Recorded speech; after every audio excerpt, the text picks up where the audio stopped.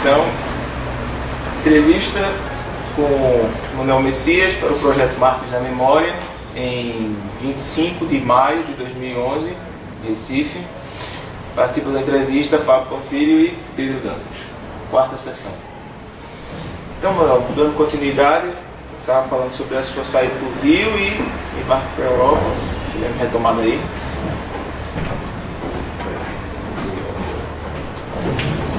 Bem, quando eu saí do Rio, a Bahia está te procurando. Bem, quando eu saí do Rio, como é que eu saí do Rio? Por que eu saí do Rio? Eu estava fazendo um trabalho, né, como eu falei, montei uma firma de mercado de capitais, de análise do mercado de capitais, planejamento econômico, reuni alguns estudantes, pessoas que estavam já se formando em economia, e montamos uma empresa direitinho, estava dando lucro, trabalhando direitinho. Quando eu fui preso dentro da empresa, de paletó e gravata. E a primeira reação que eu tive quando os caras me prenderam, rapidamente eu tirei a gravata, com medo de ser enforcado, né? Uma coisa, nem sei se era mesmo, uma coisa instantânea, instinto de conservação. Fui preso. Quando eu me soltei, fiquei me apresentando no Ministério da Guerra, como eu falei para vocês, não é isso? Me apresentando lá no Ministério da Guerra durante 6 meses ou mais, nem me lembro. Ia toda semana, 2 vezes por semana, depois 1 vez por semana. E aí, o Exército, o pessoal do Exército entrou em contato com a minha família, o serviço secreto, e orientou que eu devia sair do país se não quisesse morrer. Nessa época eles estavam prendendo o pessoal do PCdoB. Prenderam Grabois, Pedro Pomar. Numa dessas prisões, até meu irmão foi preso lá em São Paulo. Que não tinha nenhum vínculo com esse artista trabalhava no teatro, compositor, não tinha nada a ver. E os caras disseram o seguinte: se não sair é morto. Eu não queria sair do país, mas aí os amigos e a família fizeram pressão. E aí cedi.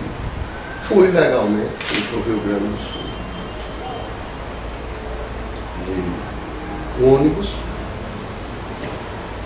fiz nada escondido. Lá no Rio Grande do Sul, comprei a passagem para o Uruguai e cheguei no Uruguai. Procurei uma irmã minha que morava lá.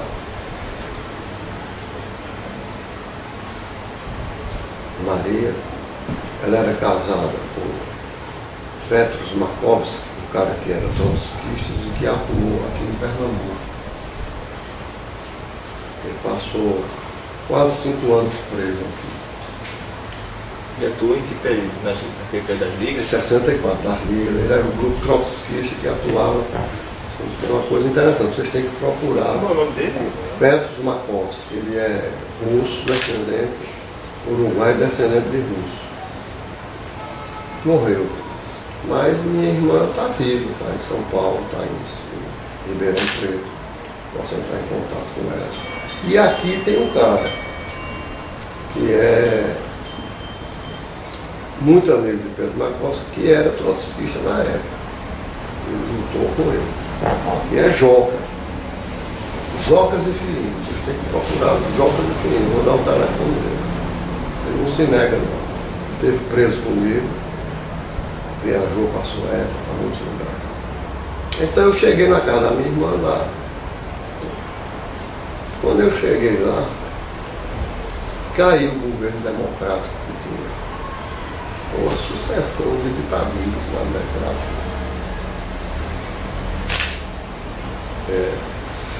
Eu saí de lá, do Uruguai, em direção à Argentina. Passei pelos Andes, né? Quando eu cruzei os Andes, já vi um monte de problemas.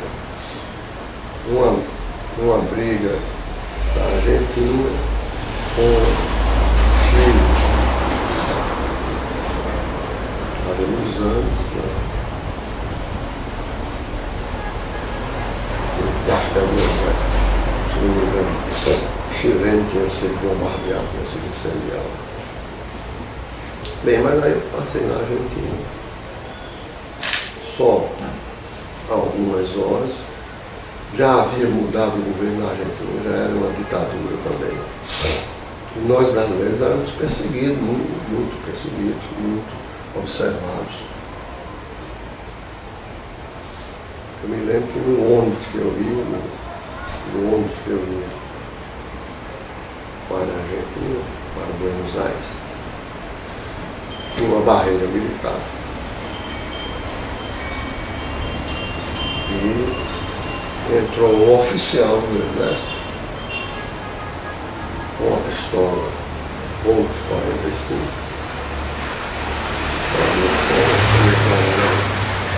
Ele colocava na cara das pessoas, assim, pedia os documentos. O cara jovem, com medo também. E na hora de haver um desastre. Cheguei na Argentina, procurei um amigo meu que estava no Chile, Alberto Marcos de Carvalho, um engenheiro de Pernambuco, que também lutou contra a ditadura de várias maneiras, era engenheiro, era eletricista,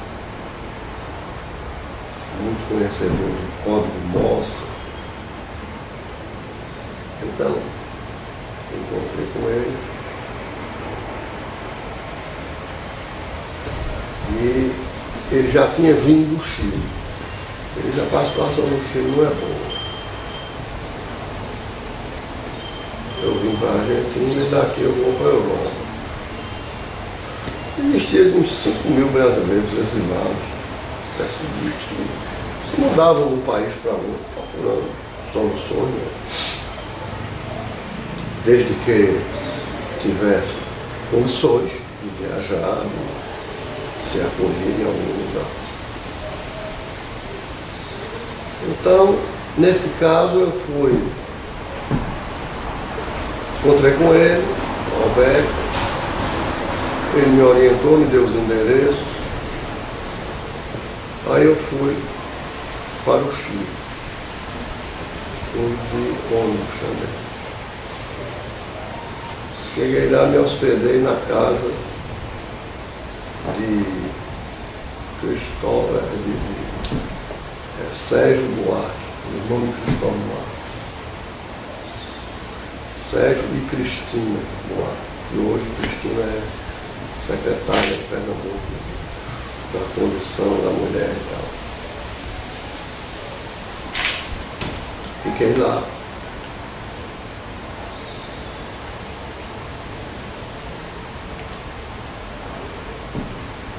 Depois me mudei para um outro local, encontrei muita gente lá.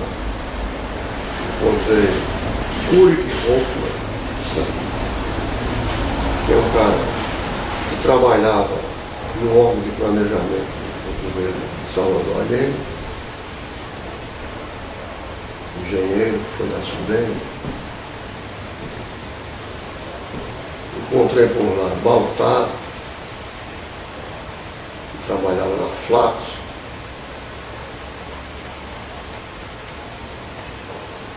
Faculdade da América Latina, ligada à ONU, planejamento.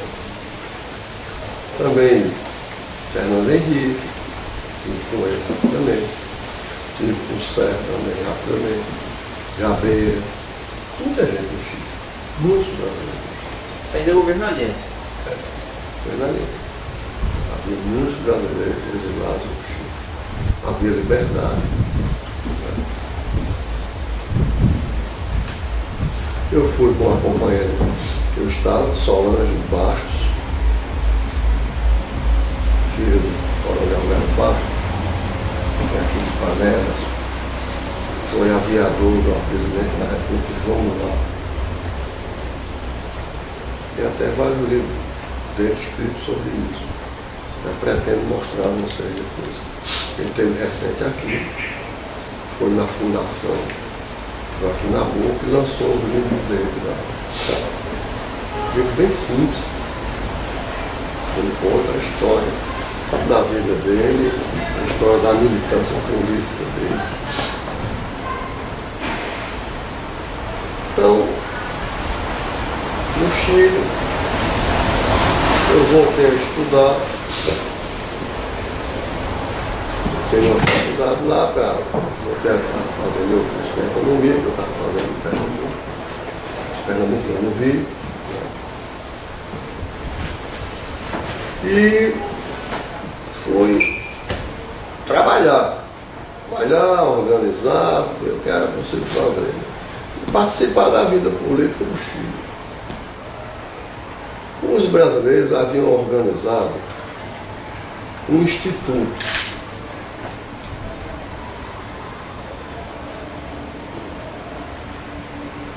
Instituto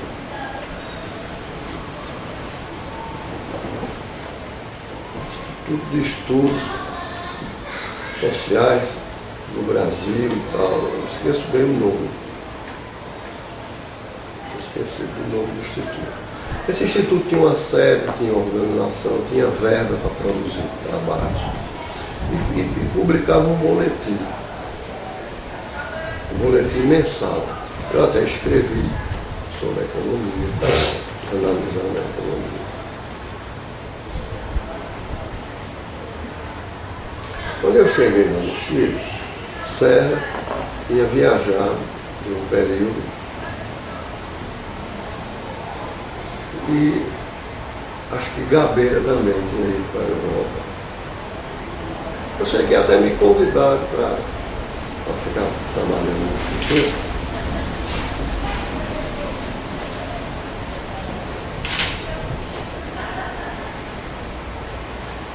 Acho que era dados, Instituto de Dados Econômicos, Estatística. Eu vou ver isso depois, que eu acho que eu tenho em casa ainda. E quem estava dirigindo o Instituto era Antônio Rangel Bandeira, sociólogo de família, muito antigo, pernambucano, de Bandeira, né? E ele é quem estava dirigindo e me convidou para eu ficar trabalhando lá. Então, trabalhando lá também tinha uma pequena remuneração que dava para a gente sobreviver. Betinho estava lá também. Betinho de Maria, japonesa, né? Muitas pessoas. Me lembro de todas, né?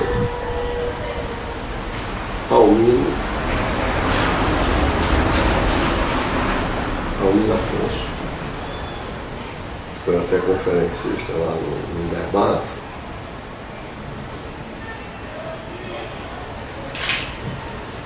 Eu até me opus ao que ele estava falando,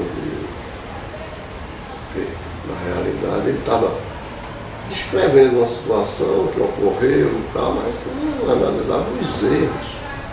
Ele até ficou muito irritado comigo. Eu disse, olha, você sabia que vinha um golpe? Você se lembra disso? Que todo mundo sabia, se comentava que vinha um golpe no Brasil. Não tinha um estudo, não tinha um Estado maior, não tinha uma união das esquerdas e nem uma união das esquerdas com os democratas que viriam defender a democracia no Brasil.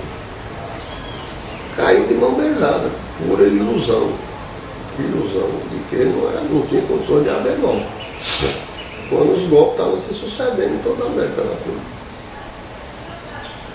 Fruto de uma política intervencionista norte-americana, fruto da própria direita no Brasil, que já tentou já tinha tentado várias vezes o golpe através das armas com Juscelino Kubitschek,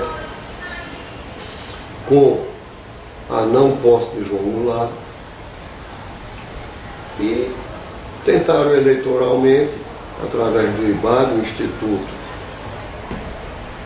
Brasileiro, IBAD, Instituto Brasileiro de Ação Democrática, que financiou várias eleições de deputados, dinheiro vindo da Aliança para o Progresso. A Aliança para o Progresso também estava presente no Brasil. Bem, tudo isso trazia essa discussão dos brasileiros. Então, eu estava recém-chegado no Chile, coloquei minha posição e tal. Nós não tínhamos que ter ilusão, a gente tem que fazer autocrítica do nosso processo histórico, a não intervenção de um país que tinha uma democracia recente, de 45 a 64, pouco tempo, mas nós deveríamos ter garantido a democracia. A luta política deveria ser uma luta para garantir a estrutura democrática do país. Não houve condições, meia dúzia de militares desorganizados. O Mourão partiu na frente dos outros sem orientação de ninguém, lá de Minas Gerais, né? O Estado-Maior, que teoricamente seria dirigido por Castelo Branco, não havia uma unidade. Saíram agindo assim, mas aonde houve uma unidade foi mais entre os serviços secretos, e agiram praticamente sem comando, sem na Marinha, a segunda seção do Exército, e o outro da Aeronáutica, que eu até esqueci do nome do Senimar, do Exército. E um outro da Aeronáutica, esqueci o nome. CISA. Esses três organismos, praticamente eles agiram sozinhos, com alguma orientação conspirativa, clandestina. Essa aqui é a grande verdade. Os generais estavam meio que fora disso, alguns. Praticamente isso foi um movimento de coronéis. E é isso que é lamentável, não era uma coisa organizada, não tinha tropa. A tropa de Mourão se deslocou, de Minas Gerais com recrutas em ônibus particulares que se quebravam no meio do caminho. Até para... Quando o brigadeiro Teixeira, que era comandante da Aeronáutica, um dos comandantes da Aeronáutica, propôs ao presidente bombardear a cabeça da tropa. E o governo relutou. Como é que eu vou fazer isso? Esses rapazes são recrutas. Lá houve esse debate. O Instituto tinha essa função. Estudava os assuntos no Brasil. Eu lembro que eu escrevi um artigo sobre o Geisel, depois escrevi sobre a Alcoa, a Brascan, as empresas estrangeiras que estavam chegando no Brasil. Dados, números sobre a economia. Como eu disse antes, voltei a estudar. Encontrei com um amigo meu também, que era do partido no começo, Gilvan, que a gente chamava ele de Gilvan da Perninha, porque num desastre ele quebrou a perna, um desastre da juventude. A gente vinha de uma reunião da juventude em Aldeia, e como entrou dentro do Recife, a Kombi bateu, deslizou na água da chuva e bateu no poste. E várias pessoas saíram feridas e ele quebrou a perna. Mas Gilvão é um camarada estudioso, muito interessante. E nós chegamos à conclusão, encontrei com o Carlos Zaratini, que morava no mesmo prédio que eu estava morando. Eu morava na Providência, no Chile. Providência com Suécia, se não me engano era Suécia, duas linhas. Encontrei com o Zaratini. E nós nos reunimos lá no Chile, vários grupos, para analisar a situação do Chile. A situação era conflitiva, muito conflitiva. A sociedade estava lutando, a parte econômica estava paralisada no Chile devido à intervenção da ultradireita. A greve dos caminhoneiros, dirigida por um sujeito chamado Vilarim, que era o secretário do Sindicato dos Caminhoneiros. Tudo no Chile se resolvia através de caminhões, parecidíssimo com o Brasil. Como é que pode um país priorizar um único tipo de transporte? Paralisou a câmara. No Chile chegou a um ponto que não tinha fósforo. Se uma pessoa acendesse um fósforo para acender um cigarro na rua, encontrava uma pilha de gente com um cigarro para acender. Não tinha comida. Os chineses começaram a mandar comida. Um navio de arroz, um navio de porco, carne de porco, chancho, como os chineses chamavam, que era distribuído nas associações através dos sindicatos. Né? Cuba mandou muito açúcar e mandou muitas armas para o Chile. O Chile tinha um exército pequeno, era o tamanho do Chile, 20 mil homens. Cuba mandou armas que dava para organizar um exército. Essas armas vinham dentro dos sacos de açúcar.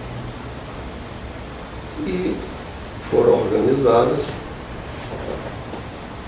no Palácio da Moneda, embaixo, no subsolo lá. Então, havia uma situação de guerra. A orientação do Partido Socialista era uma grande confusão. Um partido que dava direito à minoria de se manifestar. Não existia centralismo democrático. Era um partido fracionado, que até certo ponto se parece com o PT. Tinha o MIR, que é a estrela vermelha, que os brasileiros pegaram a estrela do MIR para botar no PT aqui. O MIR era Movimento de Esquerda Revolucionária. Movimento de Esquerda, esquerda espanhol se quer com o I. Esquerda Revolucionária. Dirigida por, era o nome dele, Miguel Henriques, parente até de um senador, cara jovem, um guerreiro. Esse MIR já contestava a ação do governo. Era uma organização paramilitar, já contestava militarmente a ação do governo. Coisa complicada, minoritário, mas com algumas bases. Tinha um outro movimento chamado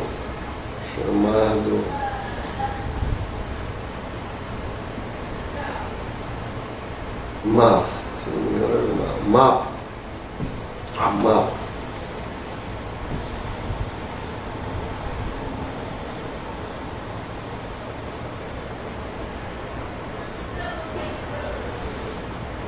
Tinha. O MAP também era uma organização de ordem religiosa implantado nas favelas, principalmente na favela enorme, na Leiba, que era uma grande favela, não, população mais pobre, tinha uma certa origem religiosa. Tinha também um outro chamado MASA, Movimento de Ação Social. Então, aí uns 3 movimentos. O Partido Comunista dividiu, mais o Partido Comunista chileno, de orientação soviética, orientação de Khrushchev, de nacionalizar os partidos, eu falei nisso, né? Era um partido que lutava pela democracia no Chile.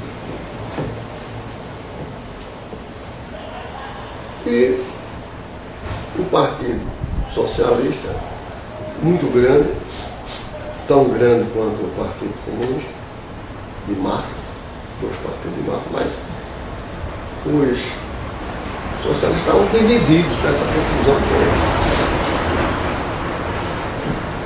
Dentro desse bojo tinha a UP. A UP era a União Popular. A União Popular, que a direita chamava de upelentos. Upelentos eram pessoas asquerosas da UP, que a direita chamava.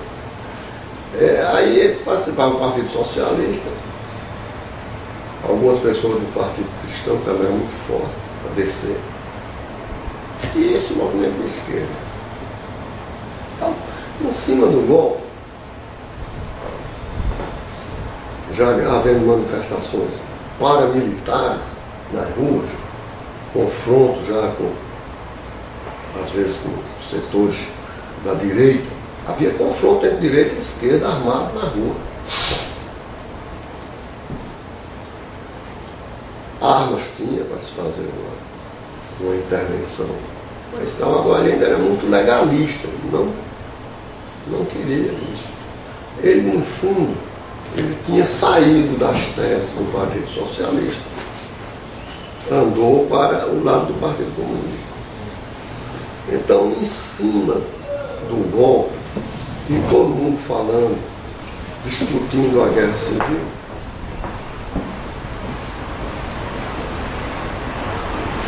o Partido Comunista fez uma grande manifestação. Encheu Santiago de militantes e trabalhadores. Nessa manifestação, as mulheres vinham na frente, carregando uma faixa enorme, non à la guerra civil.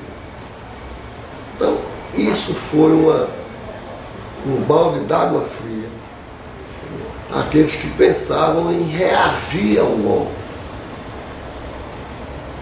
Então, logo depois, 2 ou 3 dias depois, veio o golpe. Então, a situação no Chile, que havia uma democracia consolidada, grandes organizações de massa, como o Partido Comunista, o Partido Socialista. O Partido Socialista era mais antigo, se não me engano, do que o Partido Comunista. A democracia cristã desceu. O MAP, o MES, não era MAS, não era MES. O MES, que era um movimento estudantil, social, um movimento também de esquerda.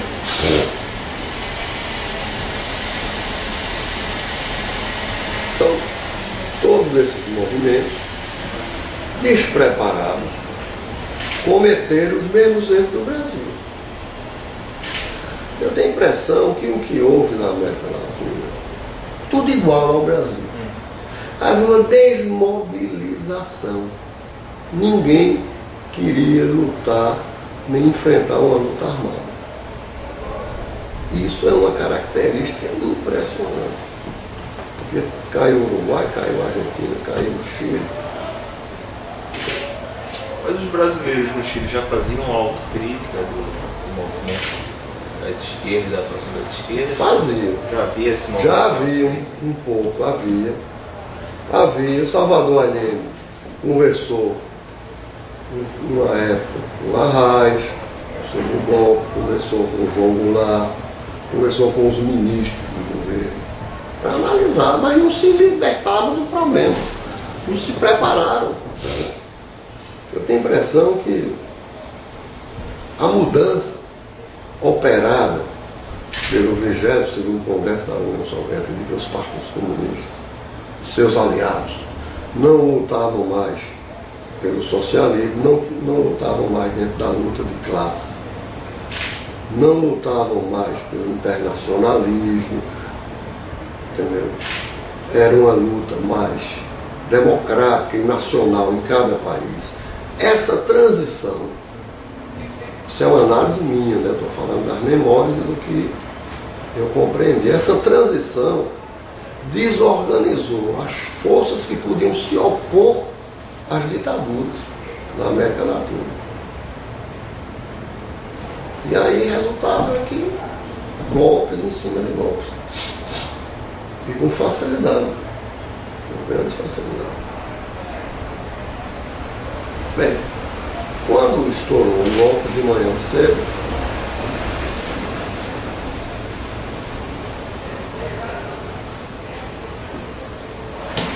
eu encontrei um Zaratini. Zaratini foi na minha casa. Disse, liga o rádio, eu ainda estava dormindo, era cedo. Quando eu liguei o rádio, estava Salvador Allende falando ao povo chileno que se preparasse, que saísse à rua com as armas que tivesse para se opor aos rastreiros Pinochet. Rastreiro é um verme, dos anos em rastreiros. Só que o exército agiu, tomou logo conta dos carabineiros, que é a polícia, e aí começou um movimento da sociedade. Allende estava no palácio, e a gente ouvia de longe explosões, tiroteios. Eu liguei para a casa de Sérgio Buarque. Quem atendeu foi uma pessoa que estava lá. E ele já tinha saído. A casa dele era muito bizarra. Sérgio Cristina. Moravam várias pessoas, já tinham saído. E junto da sede tinha a sede do Partido Socialista, que era um pessoal muito aguerrido. Então, eu falei, cadê Sérgio? Como disse, não, todo mundo aqui já saiu, só tem eu aqui, eu vou sair também. O Partido Socialista está cercado aqui. Essa zoada é que eles estão resistindo. O Partido Socialista, uma sede grande, se eu não me engano, na maior avenida, que era O'Higgins. E eles estão resistindo, até que de repente houve uma explosão muito grande. Eu vi até no telefone. Os caras tiraram de canhão para dentro da sede do Eles querem justamente um grupo socialista que defendia a guerra civil. Eles se prepararam, estavam armados. Daí eu encontrei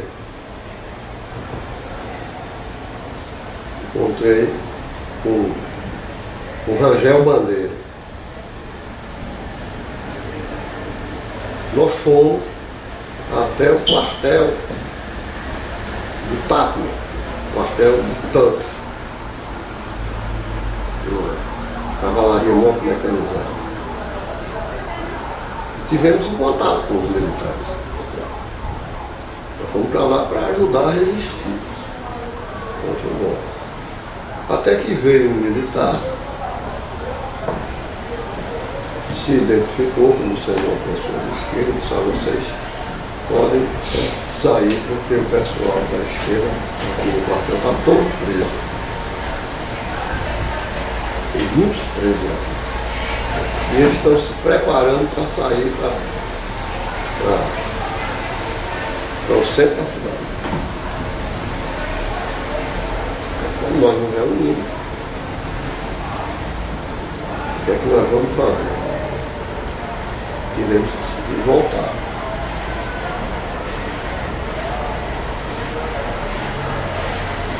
A casa de Rangel também era muito manjada. Aí ele foi para a minha casa, que eu estava recém nessa casa. Na Providência, que é um bairro burguês. Eu dizia que trabalhava na ONU, tinha uma vizinha que era até filha de um general. E eu me dava bem com os vizinhos lá, ele foi para lá, ele e uma chilena que morava com ele. De lá, nós fomos, botou as coisas lá dele, saímos ainda pela rua e fomos à casa de Betinho. Encontramos com Betinho e Maria. E nós subimos no terraço, que era o apartamento dele era um prédio alto, que eles chamavam lá de torre. E nós vimos quando os aviões começaram a passar. Eu me lembro bem, os aviões dando rasante no Palácio da Moneda, para fazer cálculo, fazer programado. 1, 2, no cálculo, até que eles voltaram, subiram, nós estávamos lá, vendo. Se eu não me engano, Betinho ainda fez algumas fotos. E nós vimos quando eles soltaram os primeiros bombas em cima do palácio. Bombas explosivas e incendiárias muito potentes. A primeira bomba, quando bateu, o Palácio da Moneda é cercado por uma área imensa, um bosque imenso de árvores. E de lá de cima, olhando, a primeira bomba caiu no centro do palácio, subiu uma nuvem de passarinhos pelos ares, com a explosão. E os cachorros que dormiam na praça, as pessoas, quando viajavam, deixavam esses cachorros por lá. Tinham muitos. Eles dormiam por ali porque tinha o ar quente que saía do palácio durante o inverno, durante o frio, né?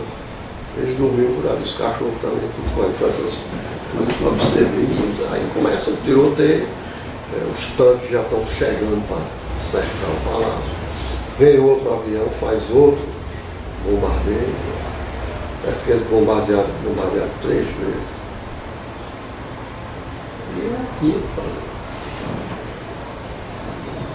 Betinho entrou em contato com 2 padres canadenses que estavam lá. Eles eram ligados ao MES, ao MAP, pessoas de esquerda também.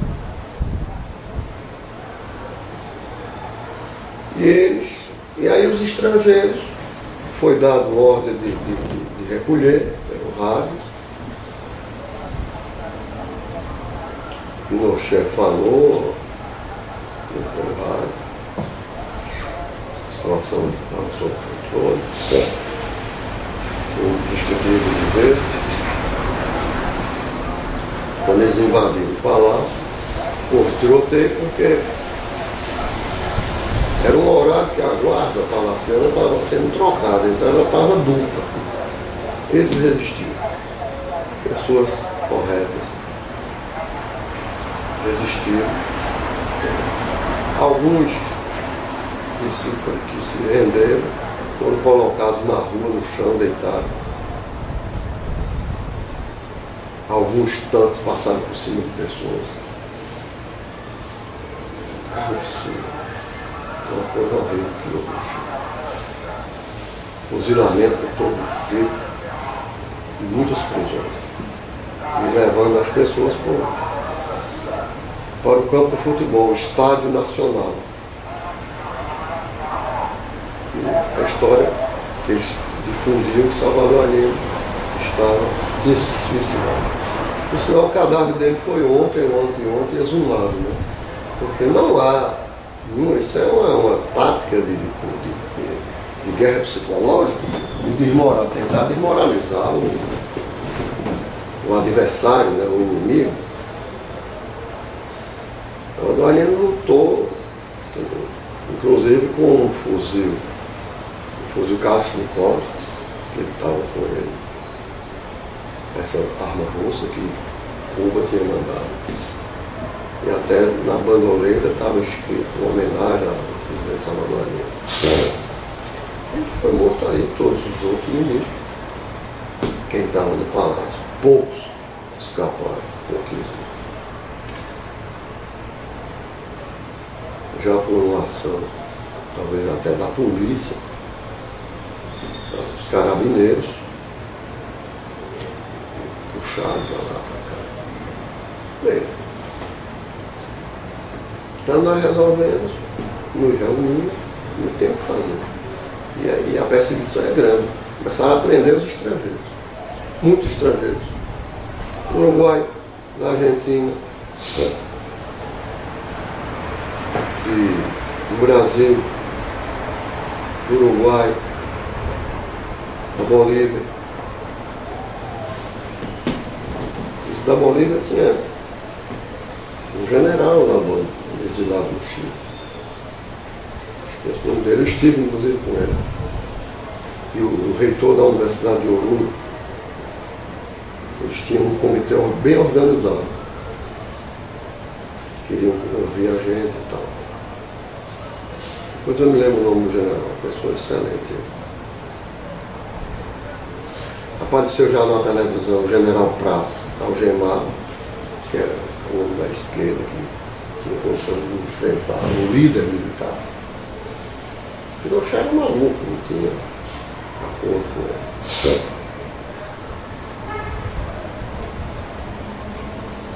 Dias antes do golpe,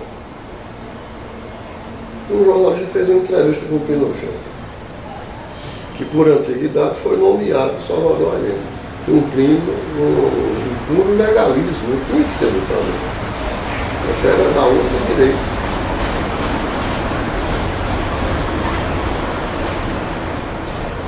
Houve um confronto entre direita e esquerda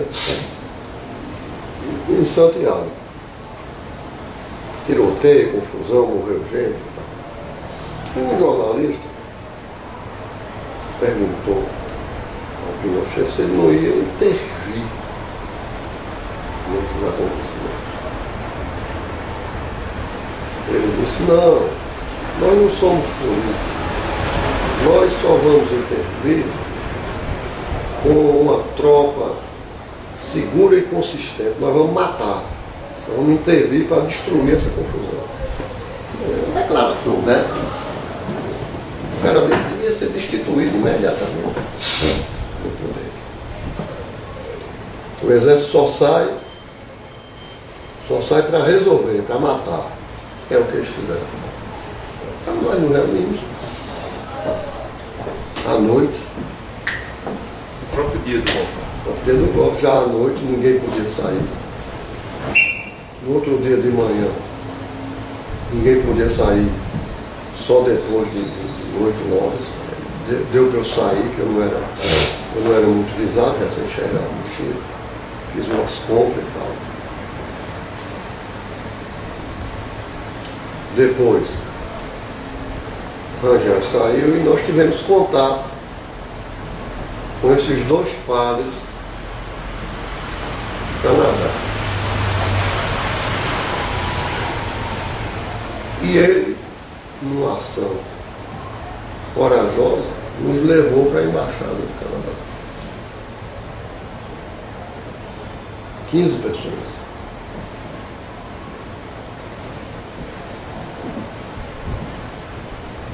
Dois brasileiros, eu, Rangel Bandeira, e mais uns 10 ou 12 chilenos, dirigentes, sindicais, políticos, socialistas, muita gente socialista. E ele nos levou lá em 2 carros, burlou lá a segurança, tinha guardas.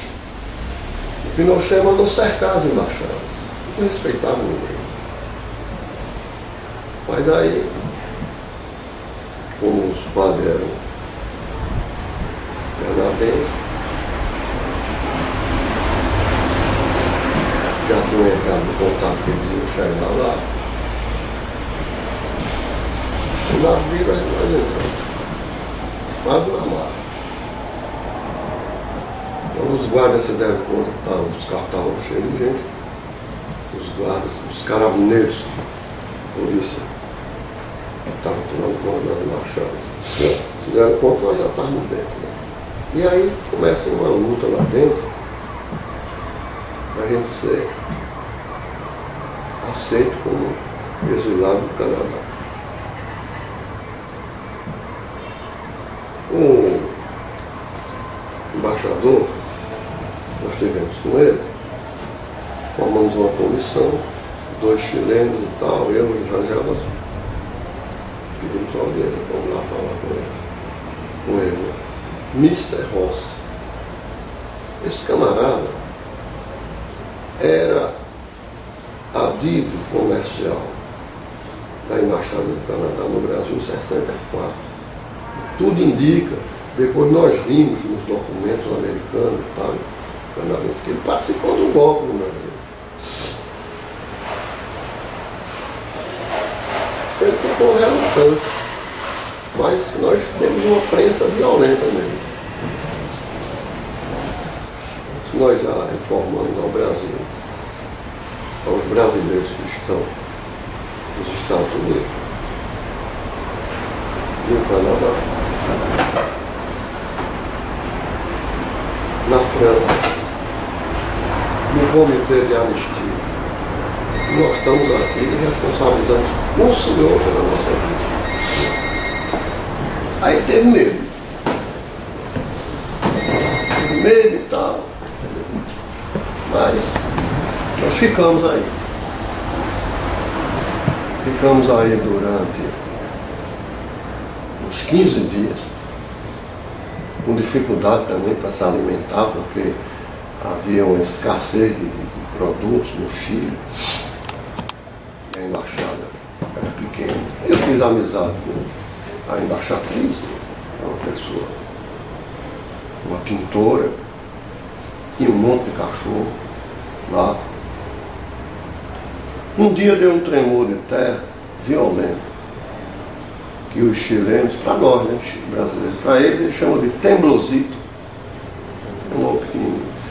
E praticamente eu fui, instintivamente eu comandei, eu chamei todo mundo, gritei, que todo mundo fosse para o pátio, para o quintal, para onde não tinha rádio, não tinha fio, não tinha nada.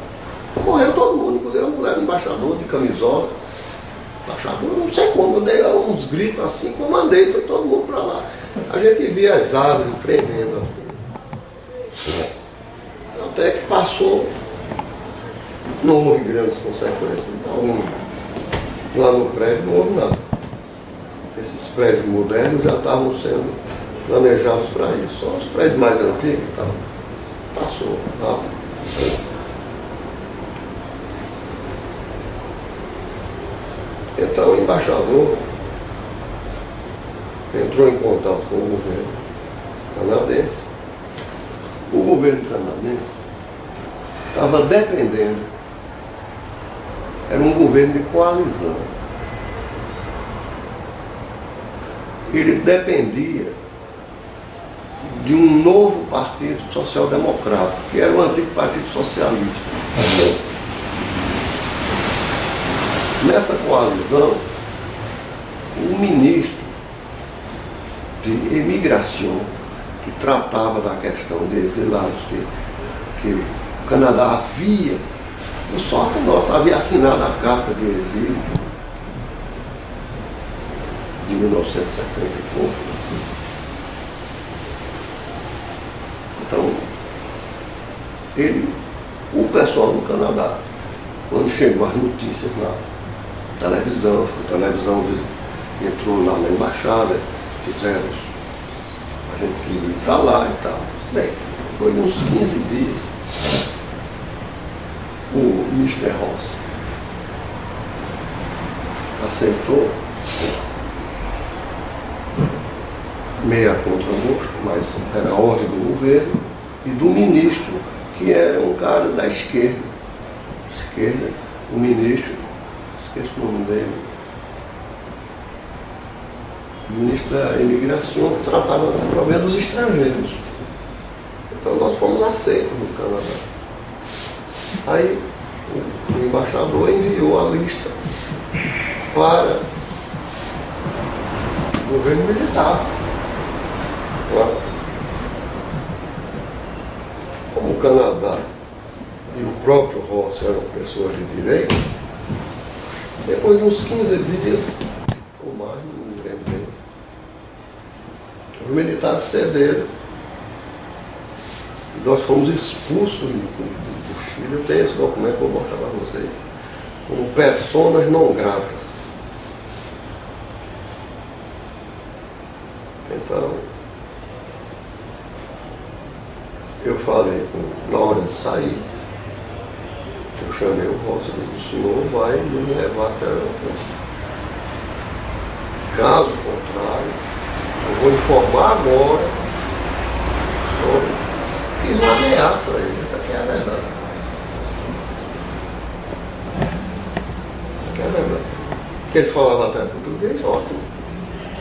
Fizemos uma ameaça a ele, só que estava sujo, sem embaixador. Não queria ir, mas foi. Nós fomos com a tropa militar até o aeroporto. Militares do Exército, Carabineiro, carregando 3 ou 4 carros com a gente. O embaixador, a contragosto, foi. Mas aí tomou as providências, né? Nós saímos de lá, saímos do Canadá,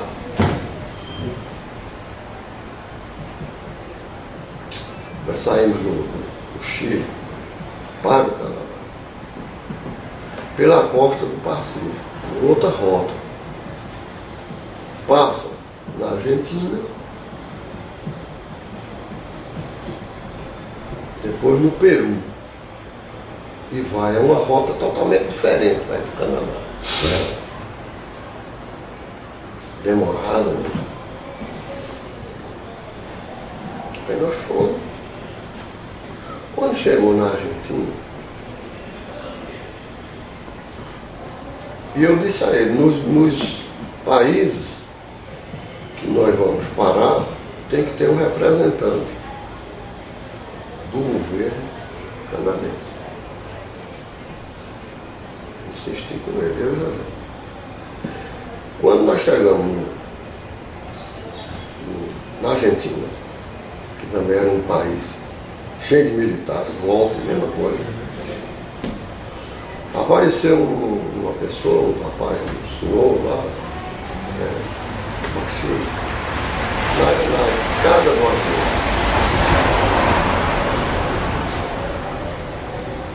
Os brasileiros e os chilenos me sigam, eu sou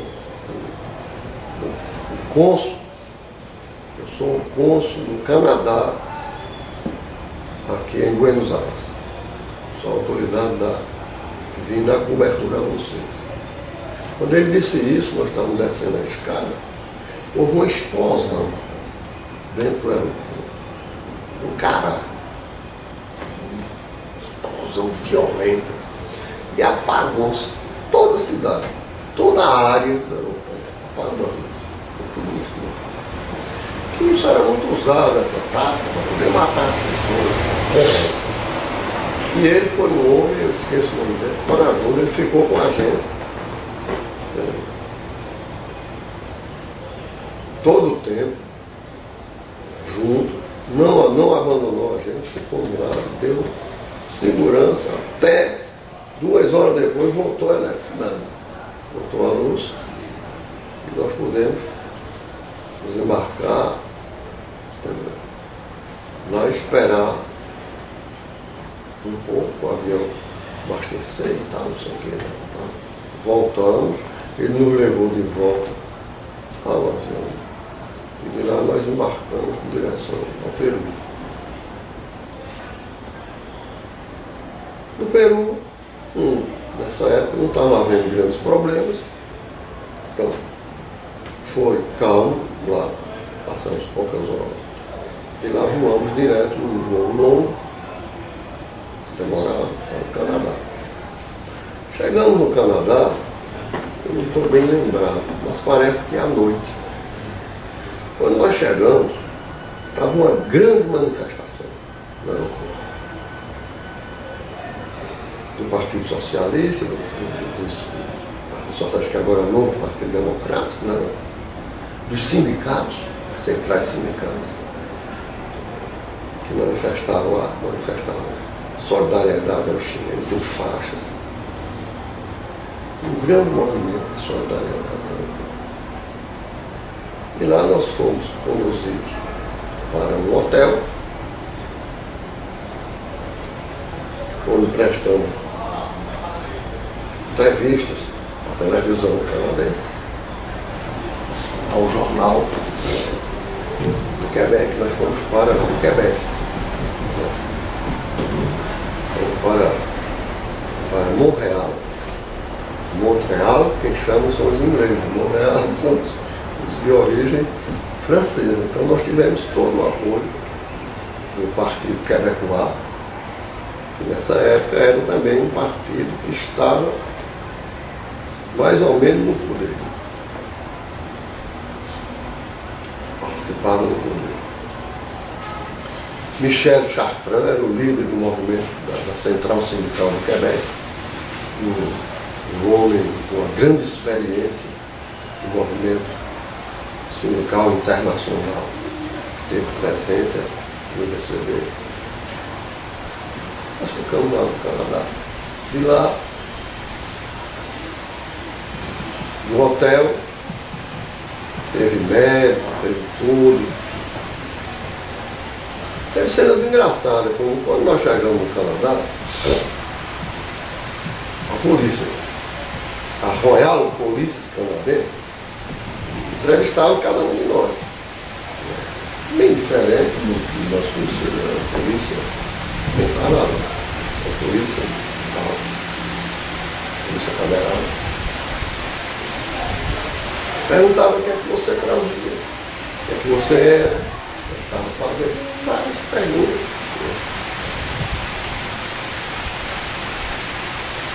E um perguntou e perguntava, traz armas? Achei uma pergunta, parece um pouco engraçada, né? Foi uma confusão, né? Traz armas na sua bagagem. Mesmo na maleta dele está cheia. E isso pegou mal, entendeu? Porque uma brincadeira para ele é uma coisa séria.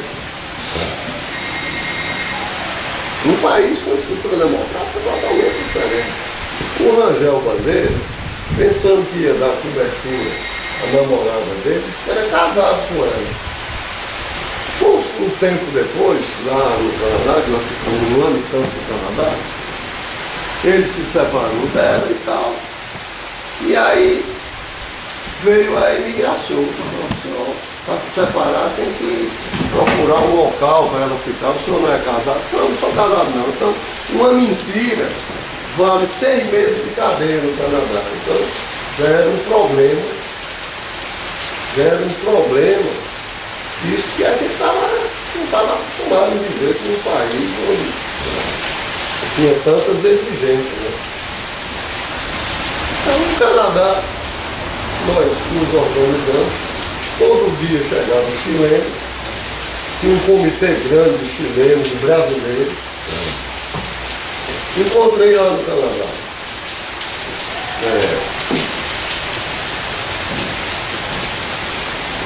um amigo meu, Baltar, que foi aqui também do PCBR. Ele estava exilado no Canadá há muito mais tempo.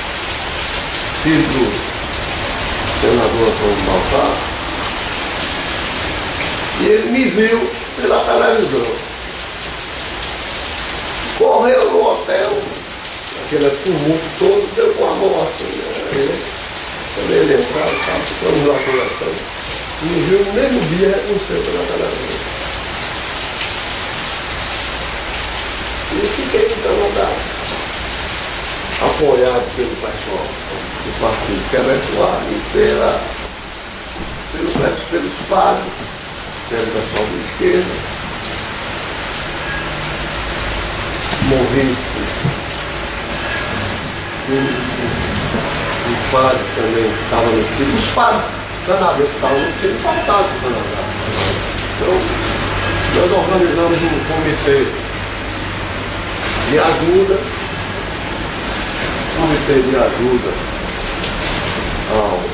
aos refugiados do Chile, com muita gente.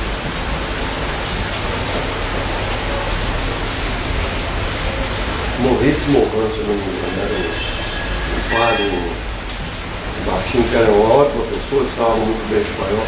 E todos nós começamos a estudar, a trabalhar, estudar a língua, estudar francês, estudar inglês, nós fomos recebidos pela imigração. Então nós tínhamos todos os direitos que os imigrantes tinham.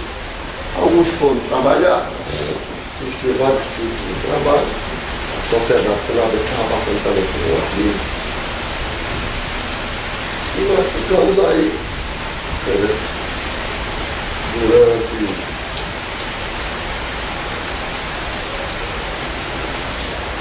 Eu fiquei durante um ano e meio No Canadá? no Canadá. Lá eu morava em vários lugares, tive um amigo meu que era de São Paulo,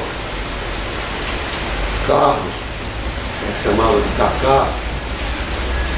Estudou lá sociologia, ficou no Canadá até hoje.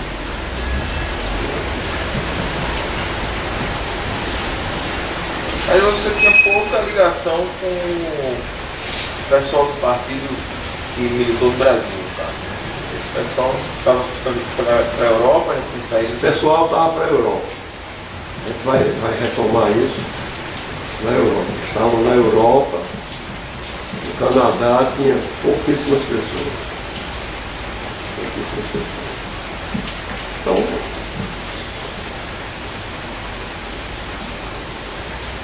João Baltar estava lá, engenheiro, trabalhava no departamento de física nuclear no Canadá. Morei muito tempo lá, dei aula de português também, fiz muitos trabalhos lá no Canadá, estudei francês. Lá Prairie, uma escola longe, tinha que ir de metrô muito cedo. E os canadenses, participei desse comitê de ajuda dos chilenos. Nós conseguimos dinheiro e mandava para o Chile, porque os presos no Chile passavam fome porque não tinham dinheiro. Nós mandamos dinheiro através da For Foundation. A For Foundation nos ajudou bastante. Eu era o tesoureiro. Não quiseram botar um chileno, eles botaram, eu era o tesoureiro disso. E nós mandamos dinheiro que vinha do Canadá, dos órgãos SUCO, o órgão de ajuda ao exterior, Développement Humanitaire, Desenvolvimento de Paz, SUCO, que eram órgãos de cooperação, e também da For Foundation, que só de uma vez mandou 280 mil dólares, uma coisa assim. Então a gente saía catando um projeto para mandar para o Chile. Mandava através de quem? Através da Igreja Católica, do bispo Henriques, se não me engano, Dom Henriques, que ele conseguiu fazer com que esse dinheiro chegasse para alimentar os presos, principalmente os que estavam mais longe no deserto, em Antofagasta, por aí, onde estava muito grande o comunista. Foram exilados para lá, para morrer de fome por lá. Então havia esse tipo. Crianças, a perseguição no Chile foi muito grande, não foi? como no Brasil, porque existia uma esquerda muito grande. Bem, a partir daí, eu resolvi, houve a Revolução dos Cravos em Portugal.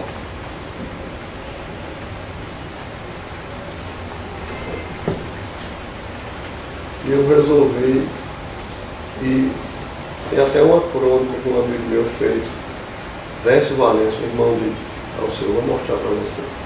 Escreveu uma crônica semana passada sobre essa minha passagem do Canadá para Paris. Eu ia para a Argélia. Então, eu pedi a Arraes, comunicava com ele, para ir para a Argélia. Foi aceito meu pedido lá, ele entrou. Tem uma carta que está na internet, eu vou mostrar uma carta de Arraes, dos franceses ao governo argelino, pedindo que eu seja aceito como exilado. Eu tenho no meu e-mail, mas está também. Tem várias cartas. E eu saí, consegui passagem, serviço de exilado das Nações Unidas, que funciona no Canadá, uma sede. Então, dei a entrada lá no meu documento, pedi uma passagem que eu ia para a Argélia. Eu me jogar. Eu tinha um salto-conduto da Argélia. Tem que passar por Paris. Então, quando eu cheguei em Paris, a polícia francesa disse que eu não podia pisar no território argelino. No território francês, porque eu ia para a Argélia. Não queria nem que eu descesse do avião. E aí, eu cheguei no avião, tinha que trocar de avião e de aeroporto. Saí do aeroporto para outro.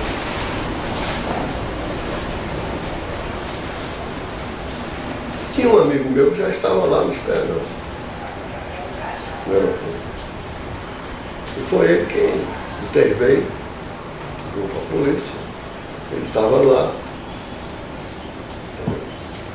a mandar da irmã de Arraes, que morreu agora recente, casada com Pierre Gervesot, morava em Paris. A casa dela era praticamente um comitê de brasileiros.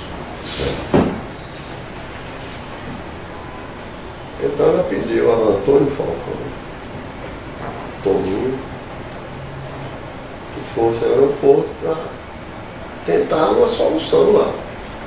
Então eu sei que ele falou com a polícia, discutiu e tal, não sei o quê. Chegaram à conclusão, eu devia entrar, sair do avião e entrar no ônibus, para não pisar no território francês, porque eu não tinha autorização, não tinha visto de entrada.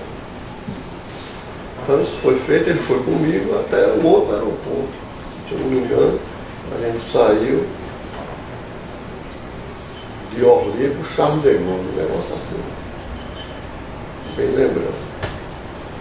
E fomos conversando e tal, a polícia aceitou isso. Lá, o ônibus ficou junto com a escada do avião que ia para a Argélia. Eu já entrei direto. E fui para a Argélia. Peguei o avião em direção à Argélia. Quando o avião estava decolando, houve um problema no motor. Aí parou. Aí ficamos dentro do... Eu não podia sair, fiquei dentro do avião.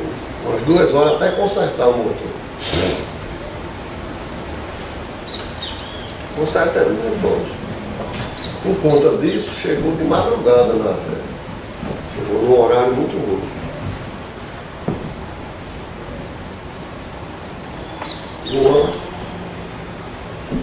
No meio do caminho, parecia aquele negócio da aviação para você fazer um fichário, como anotava o nome, não sei o que.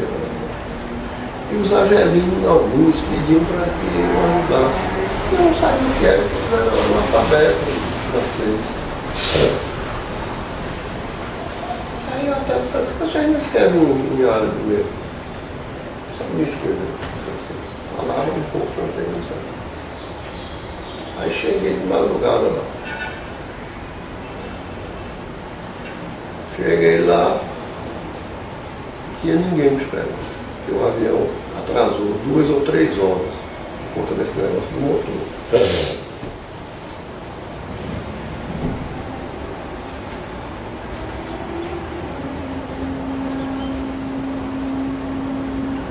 Aí os caras da polícia me botaram lá no segundo negócio da Argélia, esquema, ditadura também. E eu me preocupava, meu nome é nome de judeu, né? Messias, esse pessoal aqui não gosta de judeus, sabe? Então, Messias da Silva, esse outro Messias da Silva. Tá. Aí eu consegui, lá insistir muito com o policial,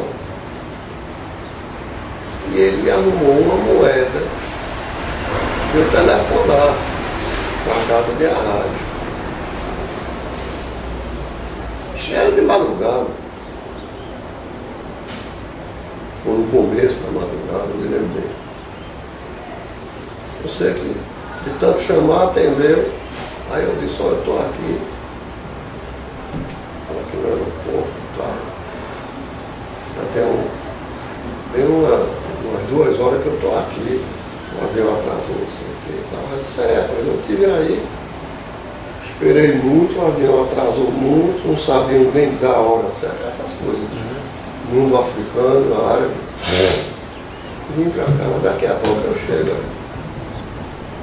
Um pouco distante. Aí foi lá e pegou, me levou lá, ficava ali. Ele morava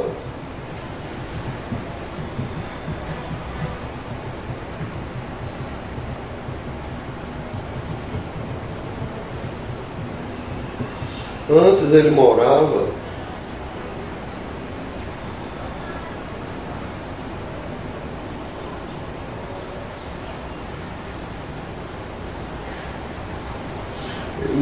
dentro do Palácio do Povo, Palais de há uma muralha.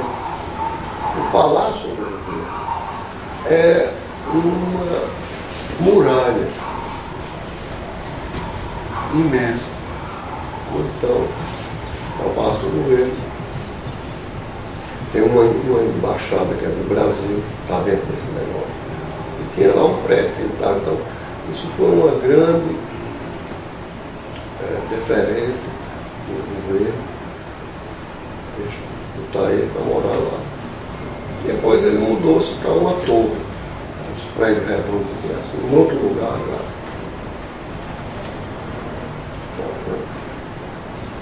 Então eu fiquei aí também 1 ano e pouco. No que eu pude ajudar, ajudei, participei, inclusive, com o Everardo Noronha. Eu tenho até a foto de um trabalho voluntário no campo. Algumas coisas. Lá encontrei Disseu Murter, eu terminei morando num apartamento com ele. Disseu Murter trabalhava com o grupo Arraste uma empresa, o grupo de Arraste uma empresa. Argélia? Argélia. Trabalhava com o quê? Essa empresa é a empresa de importação e exportação. Trade. E disse eu trabalhava com ele, Gusto, que morreu recente, filho de Arraes, Augusto.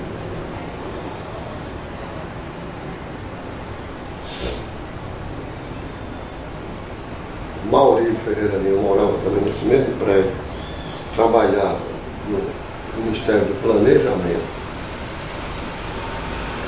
no plano.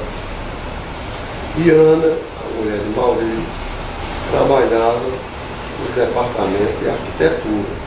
Ela trabalhava com arquitetura. Tinha também o Sérgio,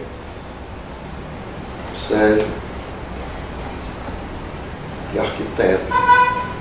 Foi quem fez o logotipo dos Correios na GE. Não tinha logotipo, ele bolou um logotipo, pediu e fez um logotipo. Uma letra que é ao mesmo tempo um número na GE.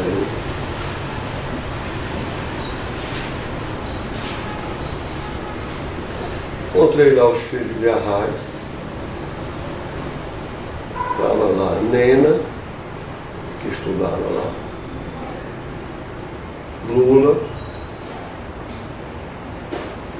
Pedrinho e Mariana. Conversavam muito, eles eram meninos, e perguntavam muito sobre o Brasil e tal. Numa dessas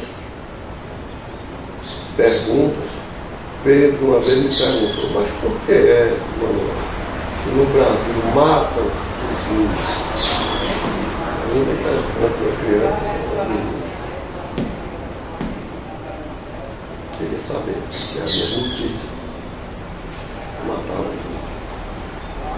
Tem muitos conflitos de terra, aquela confusão toda de sempre. Estava também lá outras pessoas, mais gente lá, tem muita gente lá, gente. Porque o Ramalho ele estava na gente, mas se conectava com muita gente, né? Carlos, recebia visitas também de políticos. Acho que o Julião foi lá uma vez ou outra. Não havia uma boa convivência com o Julião. Ah, é? O Julião fez uma função para o governo de Arraes, estilo o MIR, do Chile, foi uma posição armada no mundo, né? Cantou canaviais, protestos, um monte de coisa. Aí eu chego já aí. Quando eu cheguei lá, encontrei também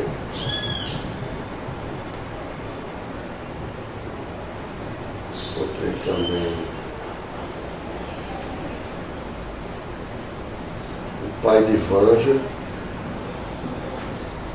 que é da família dele.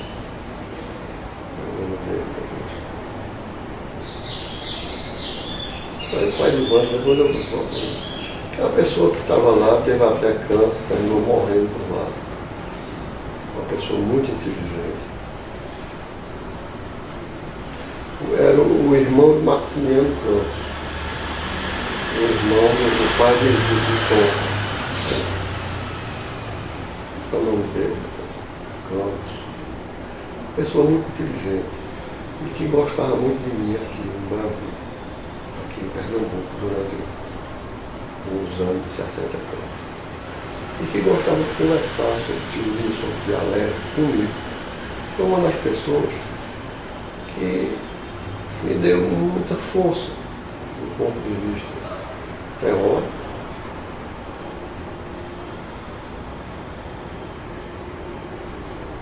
Porque o menino, jovem de Caruaru, e ele dizia, não, mas você é a pessoa que tem capacidade, você entende de filosofia, entendeu? Tem uma boa linguagem dialética, tá? Uma pessoa que tem futuro e tal. Me engrandecia muito, isso me ajudou muito, porque quando é jovem encontrar alguém que reconhece o seu papel, né? Ele estava lá também. Então, lá na Argélia, Fumada, mulher de Arraes, tá? Também. E esse pessoal ajudava nos movimentos lá. Lá estavam os movimentos de Angola, de Moçambique, da Guiné-Bissau, tinha um professor também de matemática e física. Então os brasileiros davam aula e ajudavam esses africanos que estavam lá fazendo curso, né?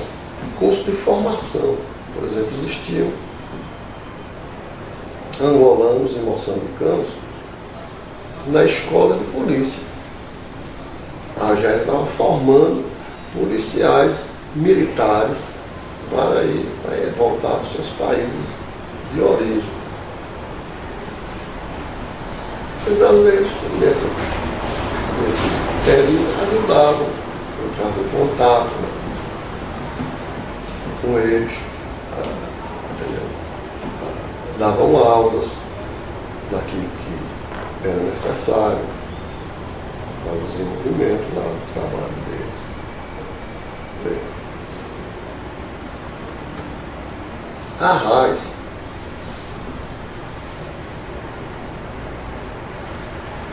tinha uma empresa, uma trading, que tinha um birô em Moçambique, outro em Paris e outro na Argélia e no Brasil, onde esses birôs realizavam comércio internacional. Foi permitido pelo governo argelino, que não tinha nessa época nenhum órgão privado, era o Estado quem se encarregava de fazer o comércio exterior, eles abriram uma concessão para o movimento brasileiro, moçambicano, angolano, da Guiné-Bissau, PAIGC e até das colônias mais distantes. Quando Portugal caiu, a ditadura salazarista caiu, esses movimentos nacionais se tornaram, através da luta guerrilheira, se tornaram governo.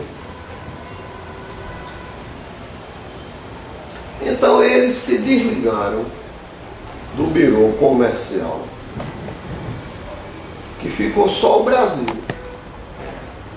Que aí eles se tornaram governo e foram organizar seu comércio internacional, não precisavam mais da ajuda da gente.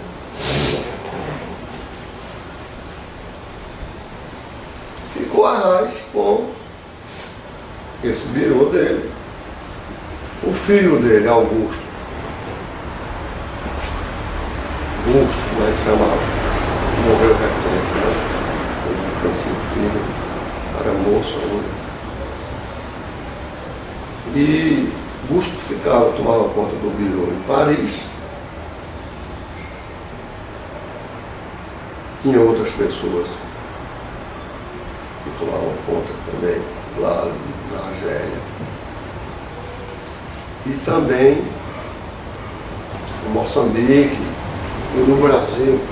Então, a Argélia importava produtos e exportava através dessa empresa, que era uma empresa que tinha sua taxa de lucro. Parte desses lucros eram investidos na luta, gastos da luta política pela democratização do país.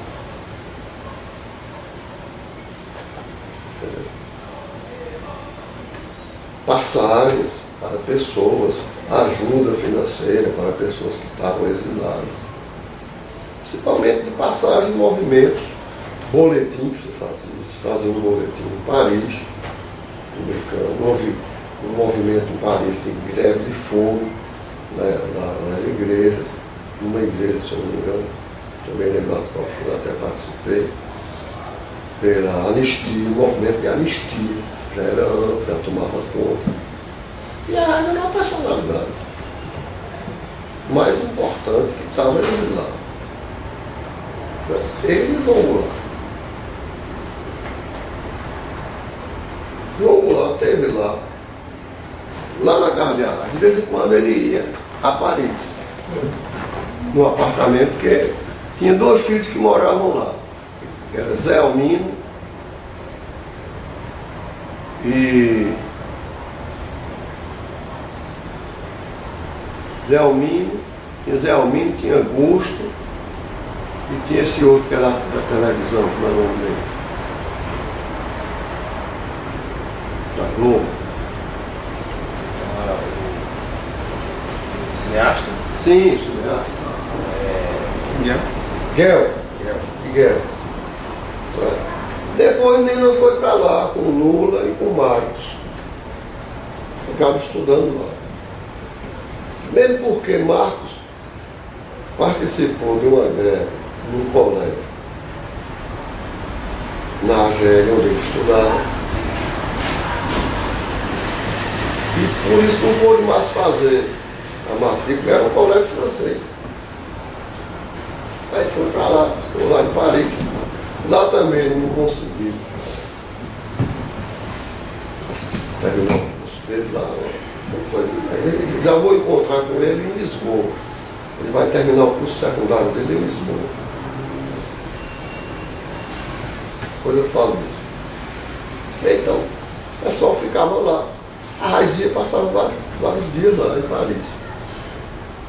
Quando foi logo no início que ele chegou na Argélia, ainda era De Gaulle, o De Gaulle proibiu ele entrar na Argélia por um período.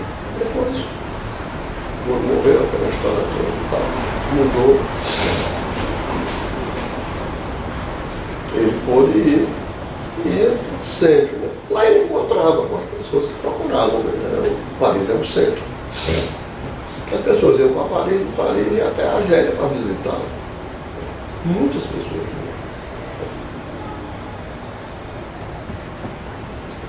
Muitas pessoas foram, né, até a Argélia para visitá-lo.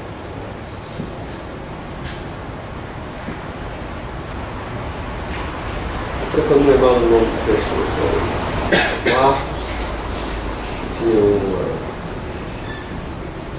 Marcos, que tinha uma empresa em São Paulo, que era representante do governo brasileiro, do governo pernambucano em São Paulo.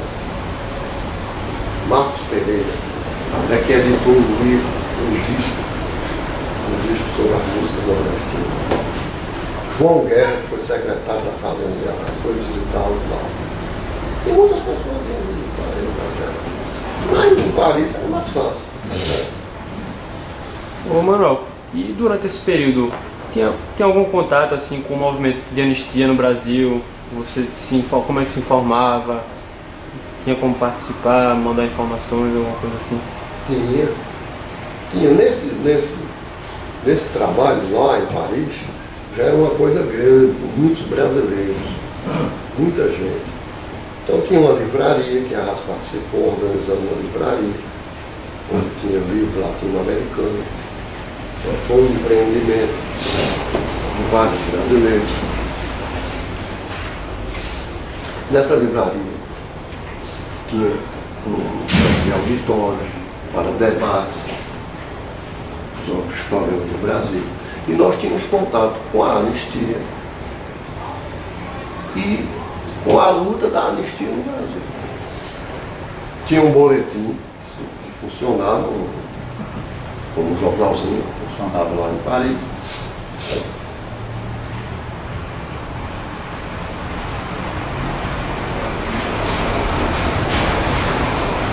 E a empresa de Arras funcionava ajudando esses movimentos. Então ele também era uma pessoa que era procurado por militares, que estava exilado.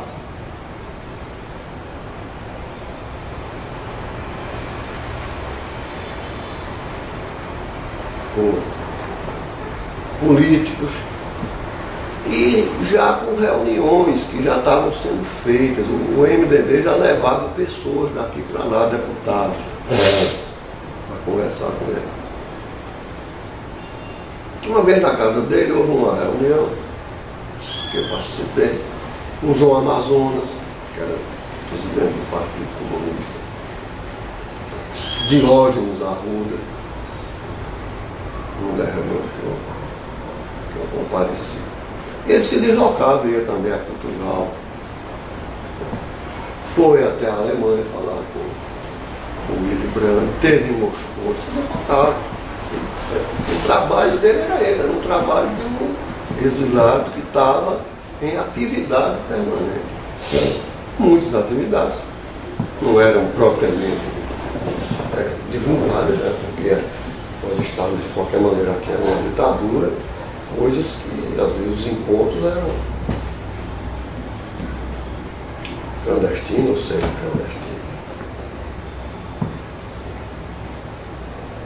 Bem, e ajudarmos esse movimento todo, e muita gente em Paris mesmo. Chegou em Paris, vamos lá.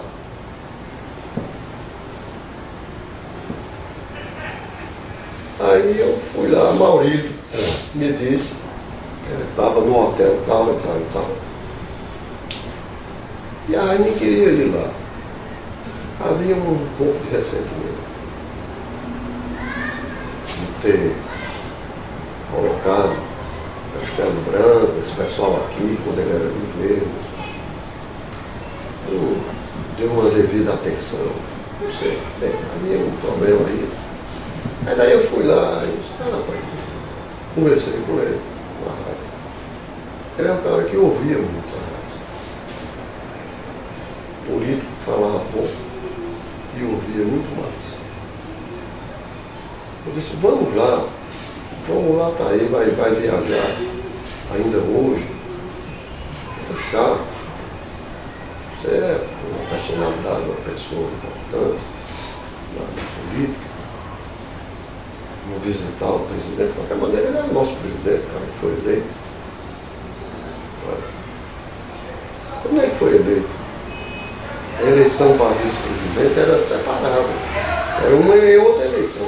Ele teve mais votos do que o candidato a presidente. Era um grande popular. Aí Maurício tinha me dado o endereço, nós fomos lá, mas quando nós chegamos lá, não houve esse encontro, vamos lá, já tinha saído. Mas isso mostra que a RAI não era um camarada que tivesse ressentimentos em posições radicais, entendeu? Isso é importante, esse depoimento que eu estou dando para mostrar, entendeu? Mostrar capacidade de absorção. Os exilados viviam todos com tipos de ressentimento, com problemas. Eu até vi um livro agora recente na livraria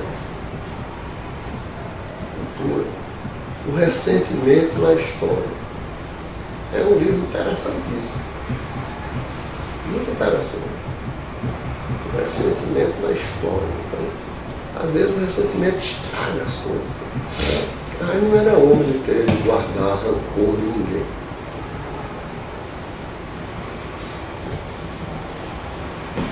Então, fiquei aí, esse trabalho na Argélia.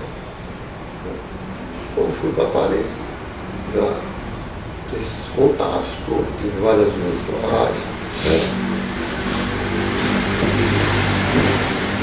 Tive contato também,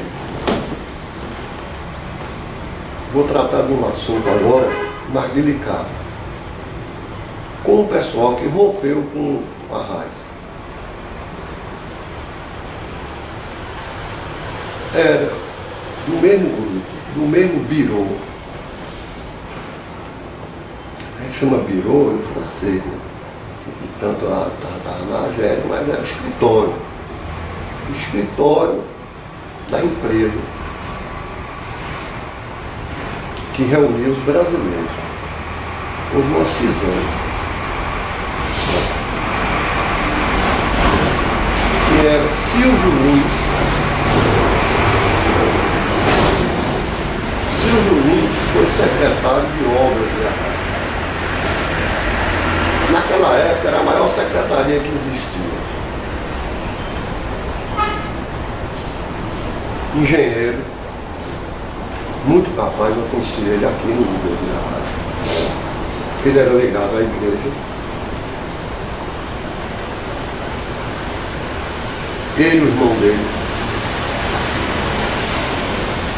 Silvio Lins, e o irmão dele, Marcos Lins. Eles eram ligados à igreja. Tinham contato com Frei Beto e também lá em Paris com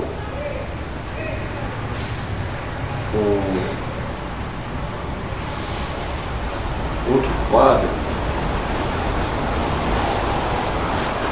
Catão. Então, quando se separaram, eles ficaram, dividiram a empresa. Eles ficaram com a empresa, com o escritório da Argélia, e criaram um outro escritório em Paris. E um outro escritório, se não me engano, no Equador. O grupo Arraiz ficou com o escritório em Paris. Arraiz ainda morava na Argélia, precisava de ter escritório lá. Paris tinha um escritório no Rio e um escritório em Moçambique. O grupo de Silvio Lins tinha um escritório em Paris e trabalhava também com energia. O escritório era no Marché de Rangis, aquele grande mercado junto ao aeroporto. Não sei o que é energia. Me lembro que ele lá.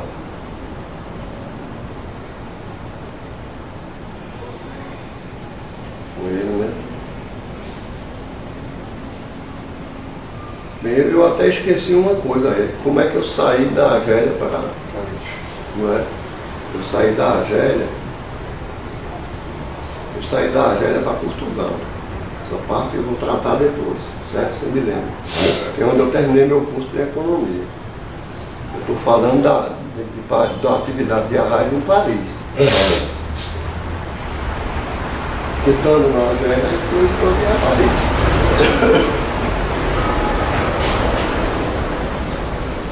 E o escritório da Argélia, quem tomava conta era de Jaci Magalhães, que também fazia parte desse grupo de Silvio Lins. Também tem rompido com a Arraiz? Também. O pessoal ficou um grupo que rompeu, né? Esse grupo rompeu. E a Arraiz continuou com o seu trabalho. Até viajar, montando, discutindo, fazendo palestras, conferências, até chegar ao ponto de voltar ao Brasil. Não é isso? Bem, agora eu vou voltar um pouco para a Argélia. E na Argélia, eu, depois de um certo tempo lá, descobri que eu não tinha grandes coisas para fazer. Lá eu tinha contato com o pessoal do Partido Comunista que estava em Moscou, que estava em Portugal e que estava em Paris. A gente se comunicava e tal, eu até pediram que eu voltasse a me organizar para o partido, porque eles estavam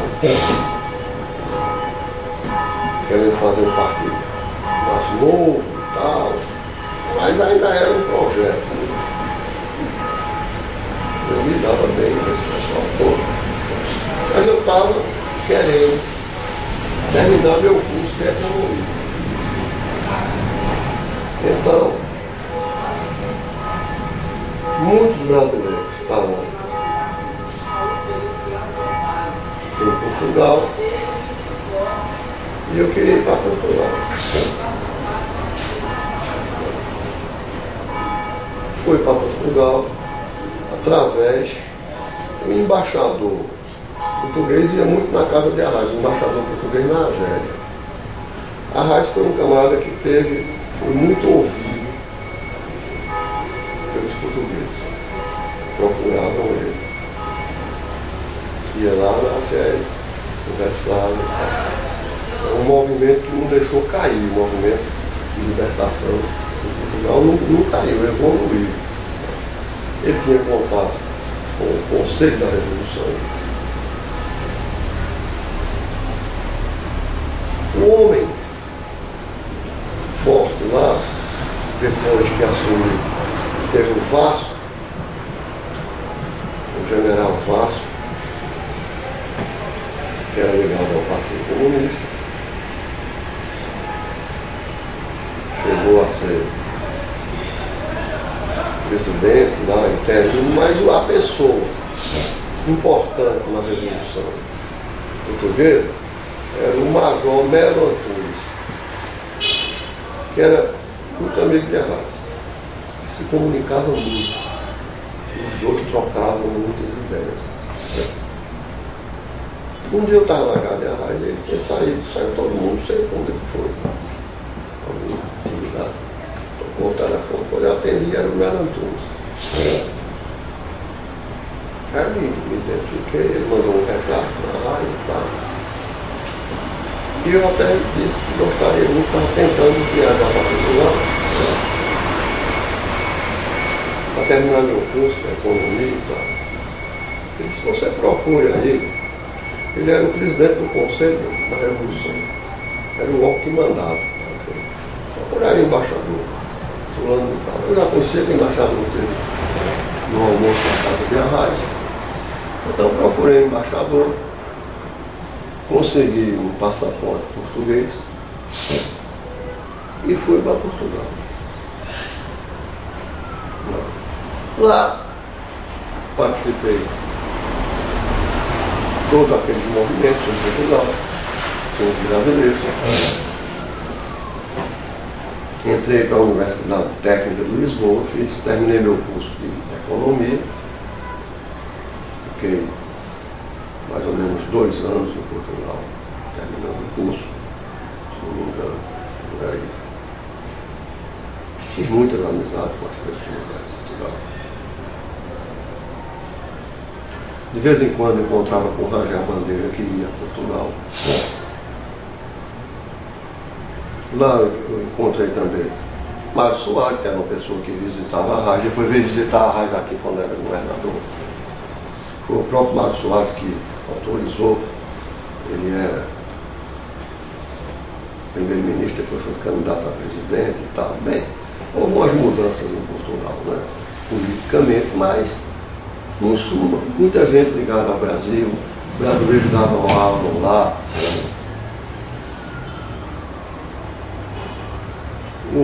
Aquele escritor, deputado, que foi caçado aqui, que escreveu Tortura Nunca Mais, morreu até recente.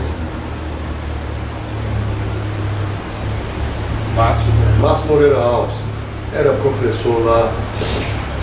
Eu terminei também dando aula lá em Portugal. Lá em Portugal estava Nelson Rosas, que era professor também da Universidade Técnica de Lisboa.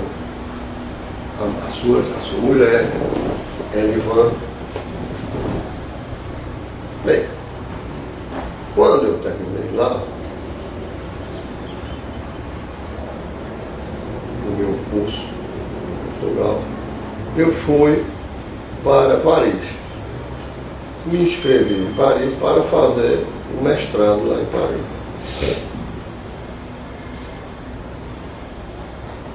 Mestrado do Troisième Cycle. Depois do Troisième Cycle veio o doutorado. Eu fui lá, foi aceito o meu currículo no Instituto IE10, Instituto de Estudos Econômicos e Sociais, que juntava muitos estrangeiros lá. E lá, quando a Arraes chegava, eu encontrava com ele. Bem, eu terminei meus estudos lá, começou a história da anistia. Né?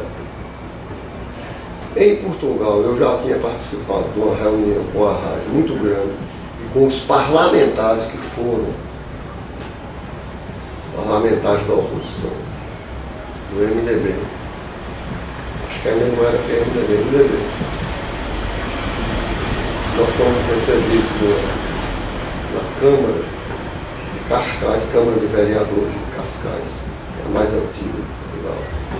Uma grande solenidade, ela estava lá. O Brossado, senador, Fernando Lira, Jarbas Vasconcelos, Marcos Freire. Depois houve uma grande reunião